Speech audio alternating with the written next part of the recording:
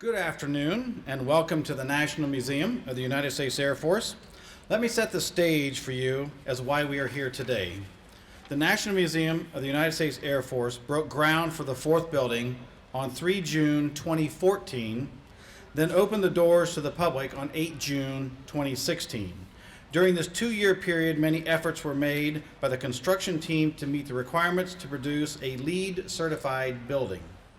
The leadership in Energy and Environmental Design, or LEED, rating system is the foremost program for buildings, homes, and communities that are designed, constructed, maintained, and operated for improved environmental and human health performance. The National Museum of the United States Air Force achieved LEED Gold certification for implementing practical and measurable strategies and solutions aimed at achieving high performance in sustainable site development, water savings, energy efficiency, material selection, and indoor environmental quality. Today we are gathered on the balcony of the fourth building as we recognize the accomplishments to reach the LEED Gold certification. Many of the team members from the construction project are here. Allow me to introduce a few of our distinguished guests with us today. The Deputy Commander of Air Force Materiel Command, Major General Warren Berry. Former Chairman and current member of our Air Force Museum Board of Trustees, Ms. Fran Dunce. Deputy Director and Senior Curator of the National Museum of the United States Air Force, Ms. Krista Strider. At this time, I'd like to recognize our featured speakers. Mr. Kyle Rooney, Senior Vice President of the Ohio Region Turner Construction Company. Mr. Brian Curtin, President, CEO, and Chairman of the BRPH Architects Engineers Incorporated. Lieutenant Colonel Robert Neubauer, Deputy Commander of the U.S. Army Corps of Engineering, Louisville District. Mr. Phil Soucy, Chairman of the Air Force Museum Foundation Board of Trustees, sir. And Lieutenant General retired Jack Hudson, Director of the National Museum of the United States Air Force. At this time, I would like to bring to the podium Mr. Rooney. Thank you so much. Very proud to be here today to show off our handiwork. But I don't want to go any further without introducing a few people that really did the work. I just get to be the guy to talk about it. Brian Moran and Tim Walsh, could you stand up and maybe at least I'll give you a hand. It's their sweat, blood, and tears that went into making this happen. You know, every time we finish a project, the thing that we like to do is take time out to evaluate whether this project was successful. And in all construction projects, the means by which you measure success are usually, did you meet the budget? Did you meet the completion time? And do you have a satisfied customer? Those are the three things that we always look at. In this case, we met the budget. The project was completed within the original budget. In this case, in spite of the harshest winter ever, I don't know how many of you remember the December, January, February of 14-15, we still completed the project on time. But when it comes to customer satisfaction, I hope that we exceeded expectations. And the reason we exceeded expectation is because this project was originally supposed to be LEED Silver certified. And General Hudson challenged this team, and the team included Turner Construction and BRPH and Barge Wagner and the Corps of Engineers and the management staff of the facility and the general that says, let's do better. So they rolled up their sleeves, picked materials, products, systems that would give us the added points to be able to exceed the LEED Silver certification, giving us the opportunity to be here today and celebrate reaching something that is a very high standard, LEED Gold certification. And in order to tell you a little bit more about that, I want to introduce Brian Curtin, whose firm kind of led the charge in designing the elements that made it be gold certified. Thank you. Well, good afternoon, everybody. My name is Brian Curtin, President of BRPH. A couple things. We're honored to be here today. Really great team that we work with here with Barge Wagner, with Turner, with the Air Force, with the Army Corps of Engineers, with CE. As we were saying, we really took this a step higher than we had to. We were pretty much set for a silver, but with everybody's help, with everybody's dedication, we were able to really take it to that next step of gold. And we were able to do that a couple ways. One was we went ahead and we looked at how we were going to improve the lighting, how we were going to improve the air conditioning, how we could do energy savings. And so we ended up with energy savings of 39% more than the baseline. So this is a very energy efficient building. The LED lighting, in addition to being great lighting, great conditions that it has, it also is kind of long maintenance, so you don't have to get up there very often to maintain the lights. Very safe for both the aircraft and the people that have to maintain the facility. And just when you walk through the buildings, I mean, all 4 buildings are really great buildings and everything they showcase. But as you move into the 4th building here, you can really see just that increase in level of the showplace. The products are displayed that much better. Hopefully, maybe we can do a little retrofit and go back and do the other buildings. But right now, this is a real just great showplace for the National Museum. The other thing that we had going for us was the site selection. So, we got some extra points because of being able to reuse the taxiway, the old runway that was out there for parking. So we get extra points for that. And so with all of that, we were able to, for this project, we were able to get, let's see, a water reduction of 135,000 gallons a year. Like I said, the energy reduction of 39%. And for a project like this, it's not every day that you're able to get a gold. Typically, the silver is what you shoot for, and gold is only if you're really lucky and you can really work hard at it. So the fact that we were able to complete this project within the right time frame, even with the weather delays, completed it under budget so that the foundation was able to go out and get some options and do some upgrades that were really important to the operation of the facility. It just really says a lot about this team with everybody pulling together what you can really do. Also with me today is Shad Trailer. So Shad is one of our senior architects who worked diligently on this project. Working day to day, he with the rest of the team were able to get this from a LEED silver to a LEED gold.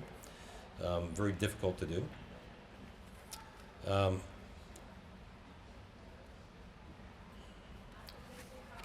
Pretty much about it. So, Colonel, if I could kind of turn it over to you to say a few more words. Okay, thank you.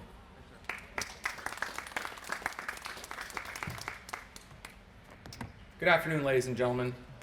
Major General Barry, Lieutenant General Retired Hudson, and other distinguished guests and visitors for today's ceremony. I know we're here to celebrate the LEED Gold status for this 4th hangar of the National Museum, but before I go into the details of this amazing and tremendous project, I want to highlight that this project is yet another example of the strong and positive relationship that we have, that Louisville District, the Corps of Engineers, has with the Base Civil Engineering Squadron, the 88th Air Base Wing, and just right pat. And we're very thankful for that. So the Louisville District has roughly about a $1.1 billion annual program. And meaning that with that, we award and manage said money through our civil, military, and federal design and construction projects within our 5-state boundary. And of that amount, an average of $50 million is appropriated and awarded here at Wright Pat. And that's a very healthy program. And there's a couple of reasons for that. And so what I'd like to do is, I know they're not here, but I'd like to publicly thank the previous wing commander, and as well as the current wing commander, Colonel McDonald. So our senior leaders, we have a tremendous working, trust-filled relationship with them, and we hope to continue that in the future. Okay, so I mentioned a $1 billion program. To put this in perspective, the U.S. Green Buildings Council, when they unveiled the rating system in 2000, the Louisville District has only had a handful of projects. Okay, so we're talking 15 and below that have awarded this coveted LEED Gold status. And what I think truly sets this project apart from others is that this particular edition was privately financed by the Air Force Museum. And this is the first non-appropriated funds project that Louisville District has participated in and achieved a LEED Gold rating. And so that's something significant for our district. It's just what an accomplishment by members of all of the project delivery team. That's a term we use in the district. Furthermore, the gentleman talked about it. Furthermore, through diligent project coordination between all of the stakeholders, the team was able to go from groundbreaking, said 3 June, to ribbon cutting 8 June, in just over 2 years. That is a remarkable achievement given the circumstances we had, and with the programmed amount of $40 million such as this. And so the news release will highlight some of the statistics and figures of the project, total amount of money, square footage, percent of recycled building materials. But this is the point I want to leave you with today. When most engineering construction professionals think of LEED, they envision the USGBC system as just a rating, okay? What I want to focus on is the L in LEED. That stands for leadership. Without the vision and leadership of Lieutenant General Retired Hudson, the two previous mentioned wing commanders, the museum staff and the Air Force Museum Foundation, our tremendous design build team, and the entire project delivery team, this would have never happened. Generally speaking, the upfront cost in terms of design and construction generally is more expensive when trying to achieve a higher LEED rating. Typically, the agency or organization recoups this cost and the benefits with respect to energy environment. But this type of leadership exhibited by the aforementioned senior leaders drove the team toward mission accomplishment and exhibited the forward and visionary thinking that has come to represent the United States Air Force. Again, thank you all the partners on this project. Building strong, Army strong.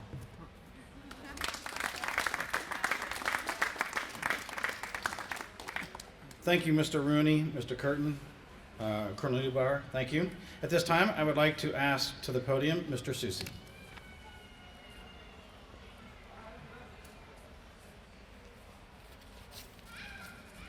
Beautiful day out there today, isn't it? So last June, we opened this brand new fourth building. It was, many of you were there. It was just a fabulous day and just a proud moment. And I'm very fortunate to be chairman of the Air Force Museum Foundation. It was a great day for the National Museum of the Air Force and the United States Air Force, but it was even a greater day for the hundreds and thousands of individuals that will visit this great museum.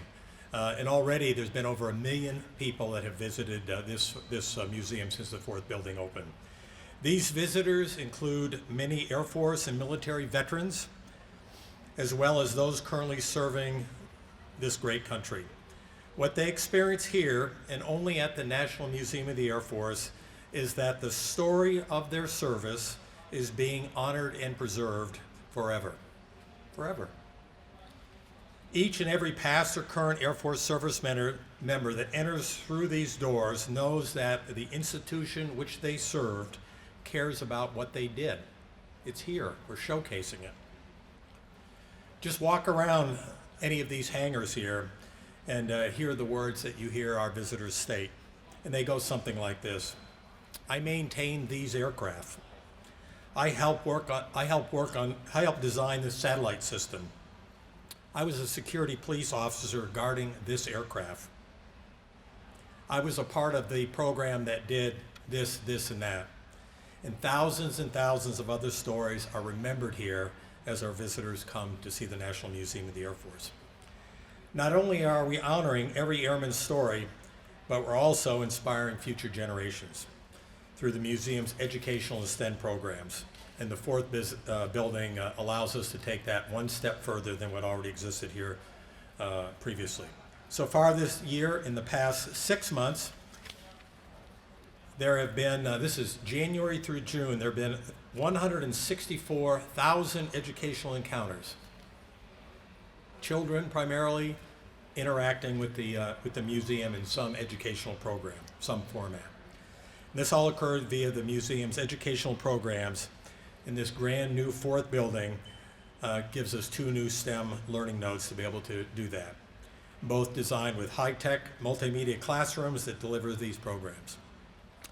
Our Air Force, our military, and our country desperately needs young people that will pursue careers in aviation, space, and other technical areas, other technical disciplines. This new fourth building provides the Air Force such an environment to greatly further that cause. We're here today to celebrate and recognize the team that made all this happen. And at the same time, they did so with an eye on the environment and sustainability in the future. With the challenges of maintaining costs, schedule, and budget, which have been talked about, the Air Force, the Army Corps of Engineers, Turner Construction, and numerous other subcontractors never cut corners and sacrificed the environment and a sustainable future. This gold LEED certification is a major accomplishment, as was mentioned, not something that's just handed out easily. It is something that we at the Air Force Museum Foundation are very proud of, and is something that we plan to proudly tell all our contributors and supporters. Our vision at the Air Force Museum Foundation is to honor every airman's story with a permanent home and to inspire our future generations. This gold LEED certification, new fourth building, is doing exactly that and much, much more. Thank you.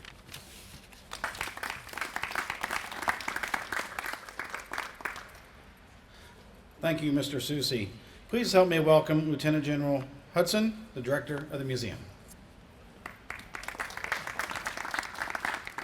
Well, good afternoon, everyone. General Berry, Mr. Rooney, Mr. Curtin, Colonel Neubauer, Mr. Susi, ladies and gentlemen. Thanks for being here today as we celebrate the LEED Gold. So people ask me a lot, how is the museum doing?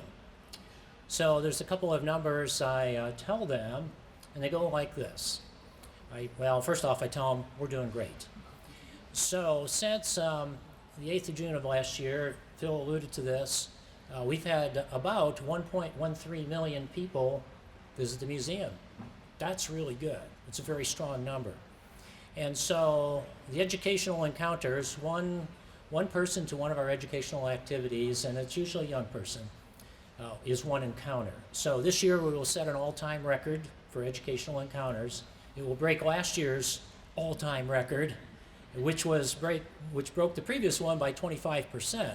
And that's really a function of what our educational staff does, plus the resources that we have here. We have this high-tech STEM learning node right behind me. We have one down the way, and then we have one on the other side, which came in from the Cold War gallery. So we have all that, which allows us to do the two fundamental precepts of our mission. One is to tell the Air Force story to the public, so we measure that by visitor numbers, and also our online numbers that we get of 2 to 3 million a year. And then the educational encounters give us an idea of how we're doing with the part about where we inspire our young people toward our Air Force and toward science, technology, engineering, and math.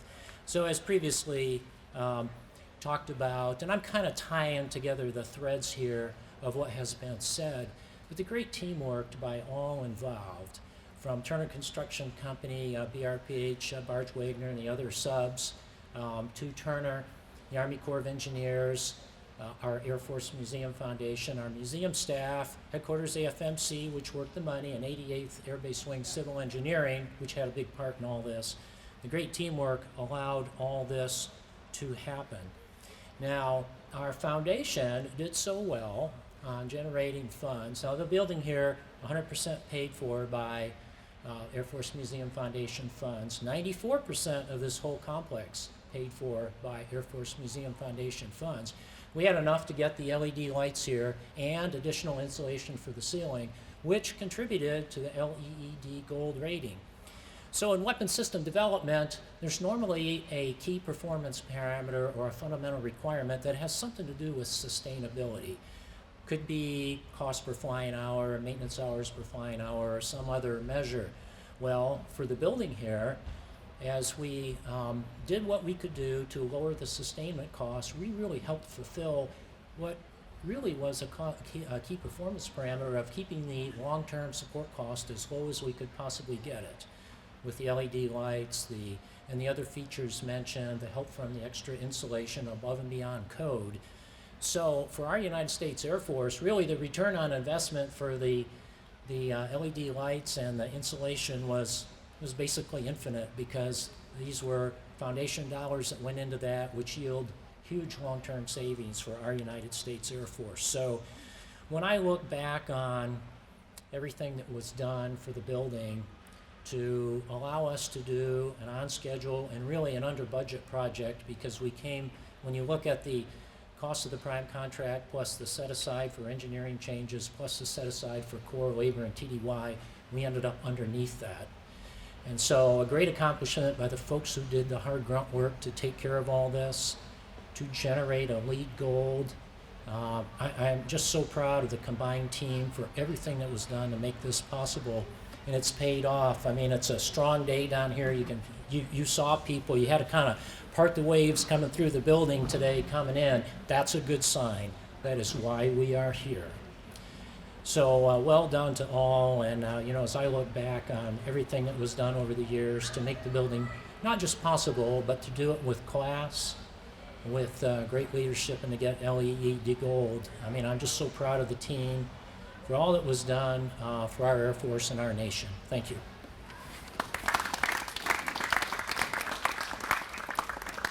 Thank you, General Hudson. At this time, I'm going to invite all of our speakers if they will step forward to help unveil the plaque.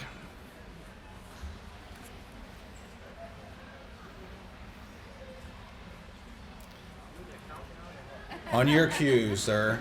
3, 2, 1.